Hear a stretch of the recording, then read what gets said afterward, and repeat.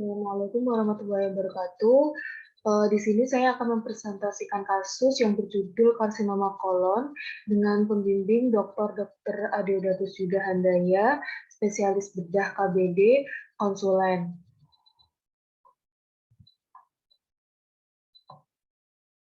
Yang pertama untuk deskripsi kasusnya, identitas nama Tuan S dengan nomor RM 0197 sekian sekian sekian sekian, jenis kelaminnya laki-laki dengan tanggal lahir tanggal 25 bulan 3 tahun 58 dengan usia 63 tahun, beragama Islam dengan tanggal masuk rumah sakit 17 September tahun 2021. Keluhan utama saat masuk rumah sakit yakni sukar BAB.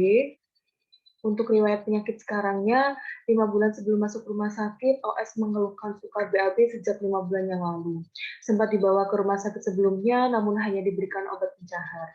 OS mengaku pernah BAB berdarah sekali pada waktu 5 bulan yang lalu. Keluhan tersebut dirasa OS ada terus-menerus dan tidak dipicu dengan makanan. 1 bulan sebelum masuk rumah sakit, OS mengeluhkan nyeri perut di area bawah pusar. Selain itu, OS mengalami penurunan berat badan yang drastis dalam kurun waktu 5 bulan. Atas keluhan sukar BAB dan nyeri perut yang dirasakan di area bawah pusar, OS dirujuk dari rumah sakit sebelumnya ke RSS. Saat masuk rumah sakit, OS dibawa ke RSS untuk pemeriksaan lebih lanjut tentang penyakitnya. Keluhan mual muntah disangkal, tetapi terdapat penurunan berat badan secara drastis. Untuk riwayat penyakit dahulunya, tidak ada hipertensi, diabetes mellitus, osteoporosis, alergi, maupun penyakit kronis saluran cerna. Untuk gaya hidupnya, pasien tidak mengkonsumsi alkohol, tidak menggunakan obat-obatan, tidak merokok, sedentary life-nya cukup tidak ada karena pasien sendiri merupakan seorang petani yang dimana seorang petani sendiri itu aktivitasnya cukup tinggi.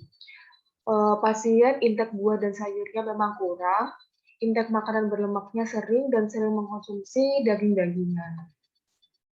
Untuk riwayat penyakit keluarganya, hipertensi dan diabetes mellitus dalam keluarga disangkal. Untuk riwayat kanker, kakak pasien pernah menderita kanker hati.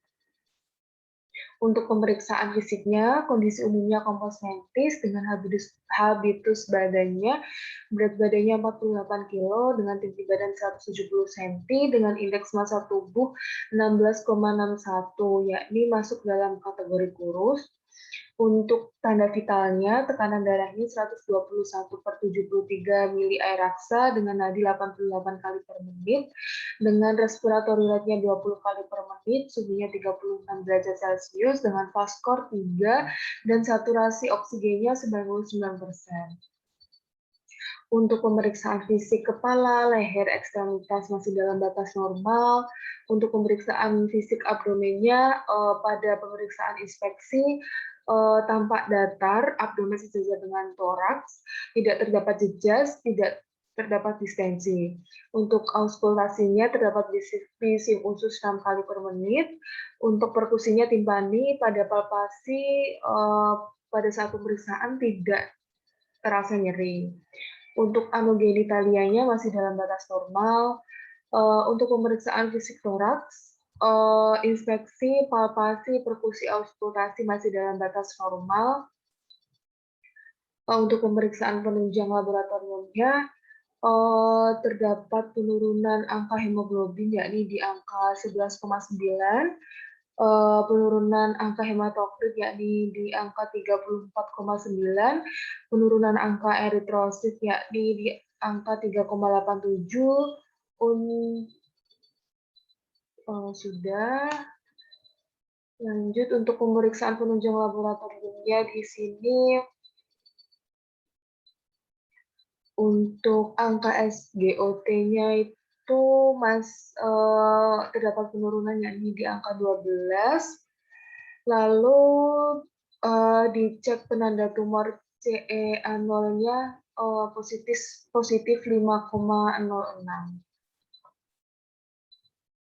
Ya, di sini untuk pemeriksaan penunjangnya MSCT abdomen dengan kontras. Dalam pemeriksaan tersebut kesannya tampak tumor kolon descending, media hingga distal dengan gambaran malignansi, terdapat multiple lymphadenopathy mesenterica, terdapat spondylolisis thoracolumbalis, tidak tampak kelainan pada hepar, lien, vesika vilea, pankreas, rendixtra maupun sinistra, vesika urinaria, prostat maupun rektum. Tidak terdapat gambaran metastasis di organ-organ tersebut.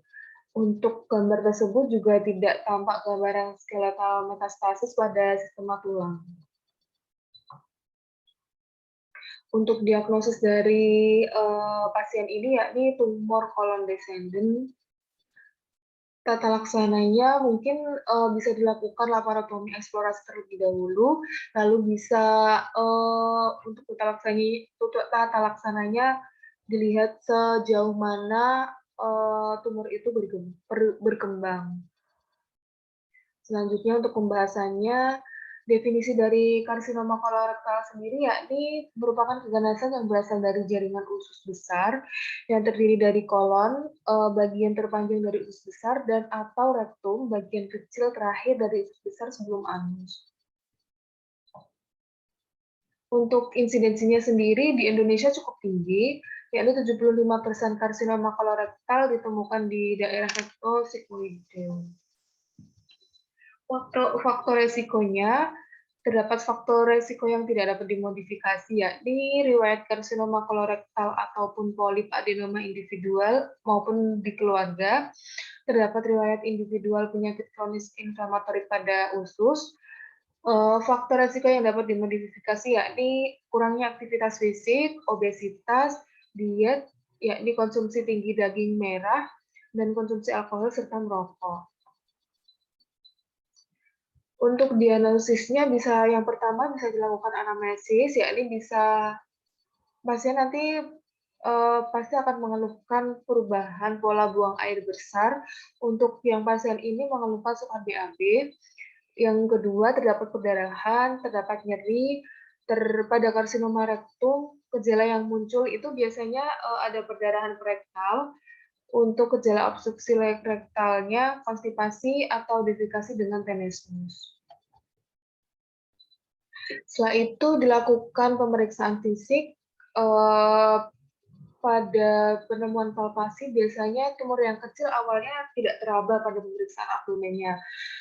Apabila sudah teraba, biasanya keadaan tersebut sudah menunjukkan bahwa tumor tersebut sudah berlanjut sejak lama. Biasanya massa di daerah sigmoid akan lebih jelas teraba daripada massa di bagian kolon lainnya. Selain itu, selain dilakukan pemeriksaan fisik abdomen, untuk diagnosisnya bisa dilakukan pemeriksaan colok dubur. Pada pemeriksaan colok dubur, ada beberapa yang harus dinilai, yakni yang pertama ada keadaan tumornya. Biasanya yang dinilai eksistensi lesi pada dinding rektum, serta letak bagian terendah terhadap cincin anorektal, serviks uterus, dan bagian atas kelenjar prostat ataupun ujung koksigeus. Untuk mobilitas tumornya bisa dinilai untuk mengetahui prospek terapi pembedahan selanjutnya, lalu ekstensi dan ukuran tumor dengan menilai batas atas, bawah, dan sirkuler. Selain itu, untuk diagnosisnya bisa dilakukan pemeriksaan penunjang berupa endoskopi, barium enema dengan kontras ganda, lalu CT kolonografi atau pneumokolon CT. Tata laksananya, karsinoma kolorektal itu sifatnya multidisiplin. Bisa dilakukan terapi bedah, kemoterapi, radioterapi, dan secara terapi biologis. Untuk pemilihan opsional dari tata laksana tersebut bisa dilihat dari grading tumornya tersebut. Sekian, terima kasih presentasi dari saya.